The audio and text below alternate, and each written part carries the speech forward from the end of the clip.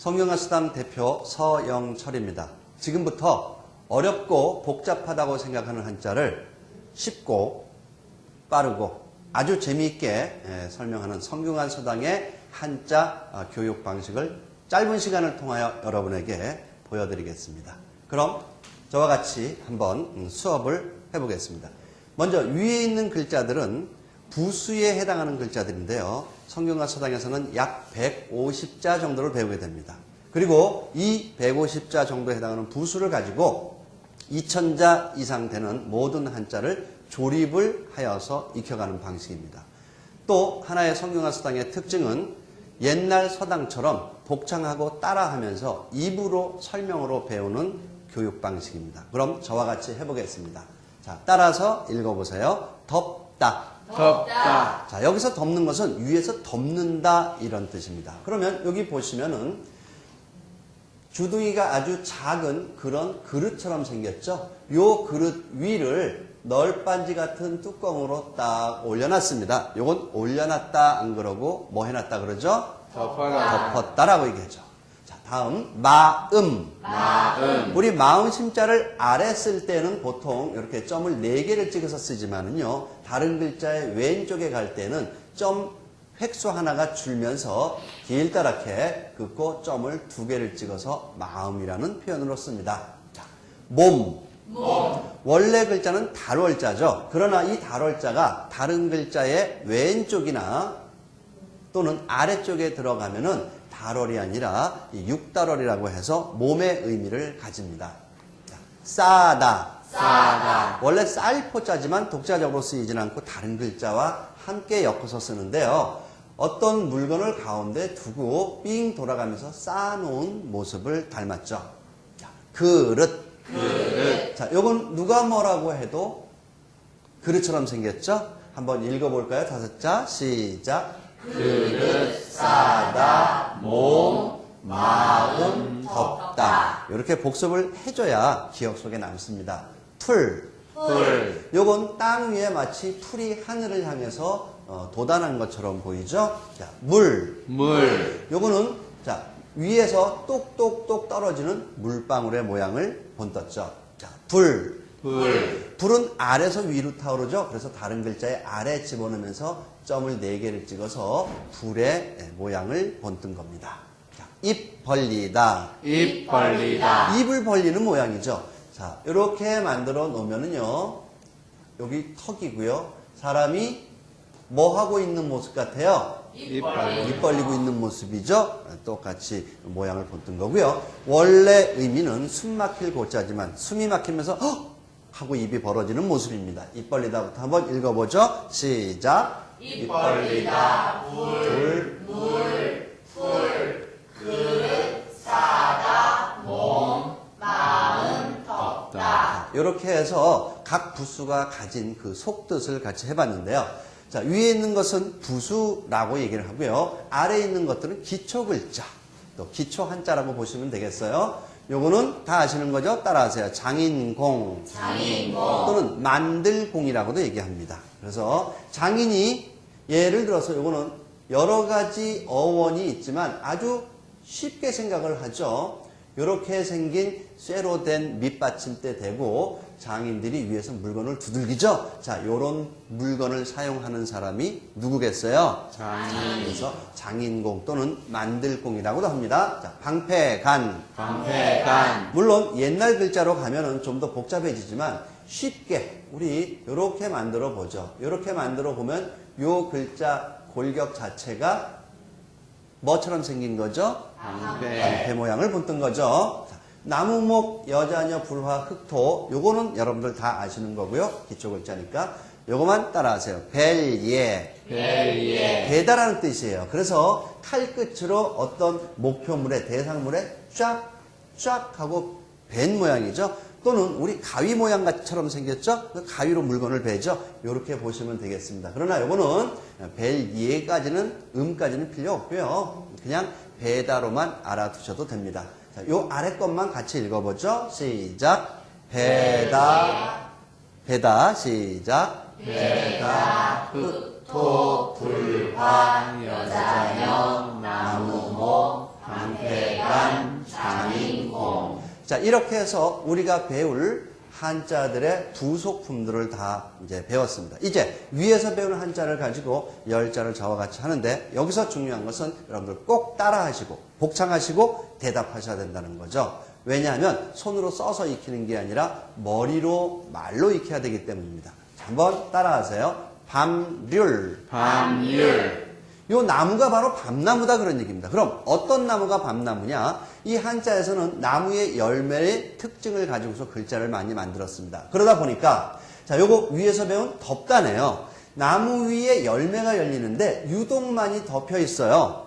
가시로 덮여 있고요. 그걸 벗겨내면 딱딱한 껍질로 덮여 있고요. 그걸 벗겨내면 까칠까칠한 털 같은 걸로 덮여 있습니다.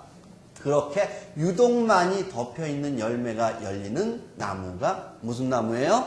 밤나무. 그래서 이 글자가 음까지 합하면 밤률 이렇게 됩니다. 자, 다음 보죠. 마음이 있습니다. 두려울 율. 두려울 율. 마음이 두렵다는 거죠. 자, 나무 덥다 하면 밤율자가 됐죠.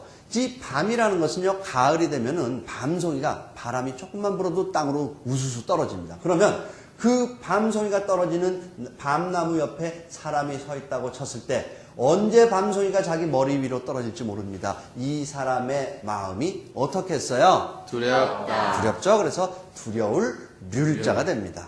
자, 다음 불이 있습니다. 연기연. 연기연. 자, 불이 날 때에 불이 완전 연소가 되면 연기가 안 납니다. 좀 덜 타고 꺼질 때 연기가 나죠. 그렇다면 불화자에 흑토자에 덮다죠.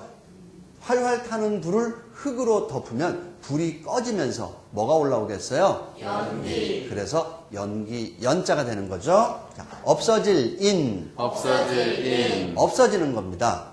보통 우리가 잉크나 또는 음료 같은 걸 쏟았을 때 화장지로 다 닦지 않고 반만 갖다 대도요 스며들어서 없어진다는 거예요. 그래서 물이 바닥에 있었는데 그것을 흙으로 덮었어요.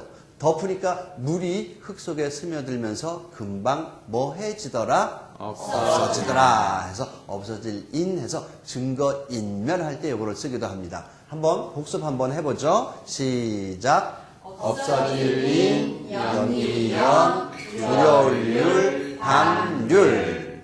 자, 한자 한 글자 더 하겠습니다. 중요요. 중요요. 중요하다 또는 요긴 하다라고도 얘기하는데요. 자, 여자가 천하지 않고 중요하다 이겁니다. 근데 여자 중에서도 어떤 여자냐? 위에 덮다 배웠죠? 꼭 바깥에 나갈 때는요, 그냥 맨 얼굴을 내놓는 게 아니고 저고리를 가지고 얼굴 윗부분을 이렇게 덮어서 눈만 내놓고 다닙니다. 이렇게 윗부분을 꼭꼭 덮어놓고 다니는 이 여자는 보통 여자가 아니라 어떤 여자겠어요? 중요한 여자다 해서 중요 요자가 되죠.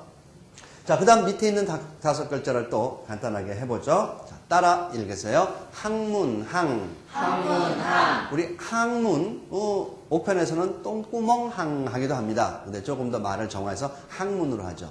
항문은 어떤 곳이냐? 음식물을 먹고 소화시켜서 배설시키죠. 무엇인가 만들어냅니다. 그래서 왼쪽에 있으니까 몸이죠. 자, 몸에서 무엇인가를 하루나 이틀에 한 번씩 꼭꼭 만들어내는 그 부위가 바로 몸 중에 어디겠어요? 항문. 그래서 항문, 항자가 됩니다.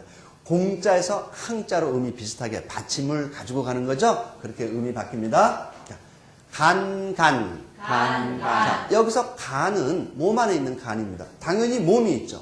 그 다음에 여기 방패간자가 있는데 간이 몸에서 하는 역할은 외부에서 들어오는 독소나 또는 소화 중에 만들어지는 그러한 화학적인 독소를 해독시켜주는 역할을 하죠. 그러다 보니까 몸 중에서 몸 안에 있는 독소를 해독시키고 그 독소를 막아주는 역할을 하는 그 부위가 바로 몸 중에 어디겠어요? 간이다. 물론 방패간에서 음이 나옵니다. 그래서 간 되고요. 자, 가슴흉. 가슴을 얘기하는데 가슴 중에서도요, 아랫 가슴은 늑입니다. 늑막염, 늑골 그러죠? 여기는 흉부입니다. 요 윗가슴을 얘기합니다. 그러면 역시 몸 중에서 요거는 우리 위에서 배운 싸다인데요. 자, 사람의 몸을 담기도 했습니다. 요걸 머리라고 치면은요, 제가 머리가 있으면은 여기 목선이 있죠? 어깨선이 있죠? 팔꿈치가 있죠? 그래서 팔꿈치로 이렇게 싸고 있는 모습입니다. 자, 그래서 여기 보호하기 위해 딱 쌓아놓고요. 요 윗부분에 그릇이 있는데 요거는 아기 밥그릇입니다. 이동할 수 있는 아기 밥그릇이 있고 그곳이 출산을 하고 나면 마치 가운데가 베어진 것처럼 이곳에서 물 같은 것이 흘러나오죠. 요런 아기 밥이 흘러나오는 이 부위를 몸 중에 어디라고 한다? 가슴. 한다.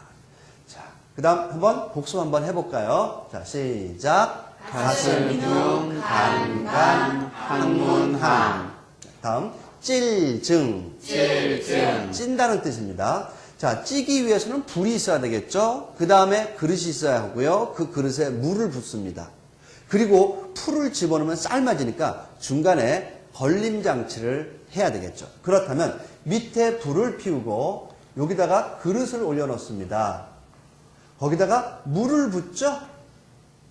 거기다 풀을 집어넣으면 삶아지기 때문에 중간에 꼭 풀하고 물이 닿지 않도록 걸림장치를, 산발이라고도 얘기하죠? 요거를 걸림장치를 하게 되면 요 불에 의해서 풀이 뭐해지게 되는 겁니까?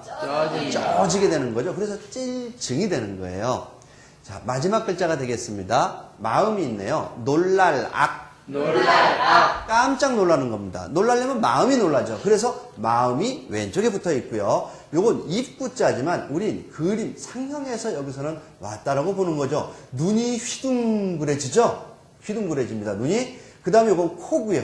그 다음에 요거 입 벌리다 배웠죠? 입을 딱 벌립니다. 눈이 휘둥그레지면서 이렇게 입이 딱 벌어질 때에 마음이 바로 뭐 했을 때죠? 놀랐을 때. 때죠. 놀랐을 때 악 소리를 내죠? 놀랄 악자가 되겠습니다. 자, 같이 한번 읽어보겠습니다. 시작. 놀랄악 찔증 가슴 중 간간 항문항 밤률 두려울 일을 연기연 없어질 인 중요요. 자, 이렇게 해서 10자를 간단하게 마쳤고요. 그러면 이렇게 해서 읽어진다고 한자가 끝난 게 아니죠? 한자는 쓰기가 어렵다고 하는데 저와 같이 쓰는 것을 같이 한번 또 연습을 해보겠습니다. 자, 지금부터 조금 전에 배운 한자들을 쓸 수 있는지를 한번 저와 같이 검토를 해보겠습니다. 조금 전에 있던 한자들이 다 없어졌죠? 대신에 밑에 한글, 훈과 음이 들어있습니다. 그러면 하나하나 저와 같이 짚어보죠. 밤률자입니다. 그러면 나무죠?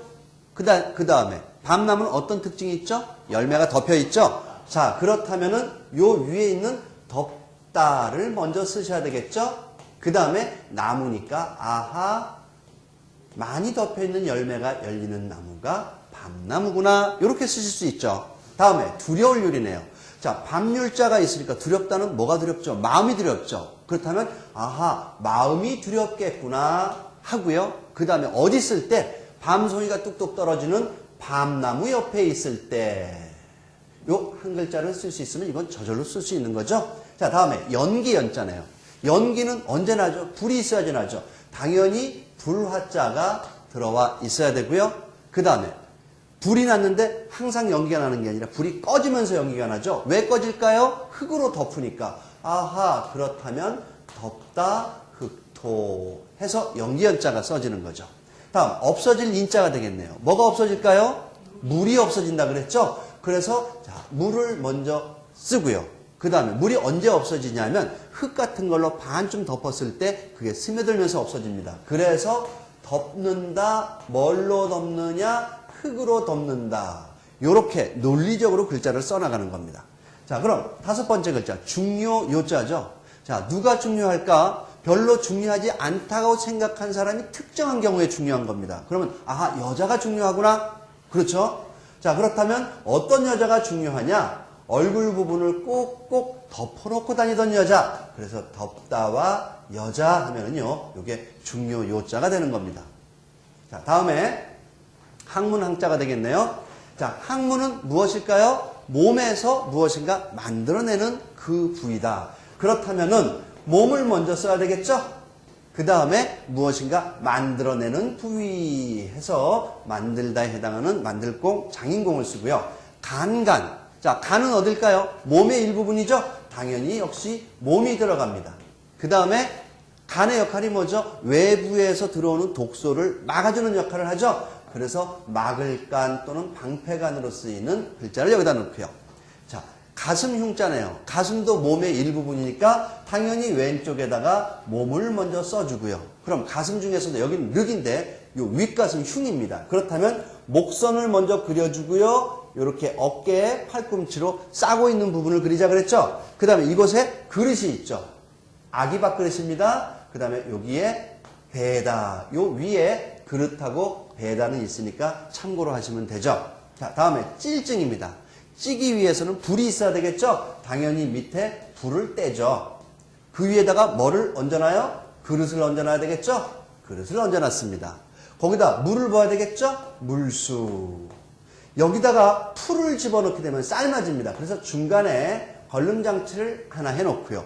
위에다가 풀을 집어넣습니다. 물론 이 글자를 쓰실 때는 아래부터 쓰는 게 아니라 위에부터 써야 됩니다. 이건 제가 설명하기 위한 거죠. 그런데 이렇게 만들어 놓으면 너무 그림 같으죠? 유치해 보이죠? 자, 유치하지 않게 마치 글자처럼 획을 줄입니다. 이렇게 해서 찔증자가 만들어지고요.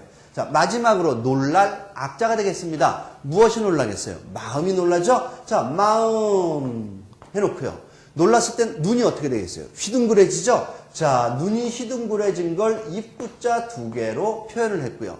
코가 있어야 되겠죠? 자, 코 그려놓고요. 입이 딱 벌어지죠? 악! 하고 그래서 여기에 입 벌리다 해놓으면 놀랄 악자가 됩니다. 자, 이렇게 해서 여러분들 저와 같이 쓰는 연습을 했는데요. 자, 성균관 서당의 모든 그 학습 과정은 모든 글자를 이와 같은 방식으로 하나하나 다 풀어갑니다. 그래서 써서 익히는 방식이 아니라 논리로서 눈으로 이해해서 익히는 방식입니다. 그렇기 때문에 한자를 전혀 모르는 왕초보도 이 위에 부분부터 가르칩니다. 그렇기 때문에 짧은 기간, 한두 달 만에 2000자를 완전히 익혀서 쓰고 읽을 수 있는 수준까지 올라오는 것이 가능한 것입니다. 그래서 짧은 기간 동안에 한 2000자 정도를 익혀서 국가공인 2급 또는 1급을 취득할 수 있는 그런 결과를 만들어냅니다. 대한민국의 모든 국민이 한자로부터 자유로워지는 그날까지 성균관 서당의 한자 교육은 계속될 것입니다. 감사합니다. 인터넷 검색 성균관 서당 국가공인 한자 자격증은 성균관 서당 왕초보도 2달 만에 2급 딴다. 검색하세요. 성균관 서당.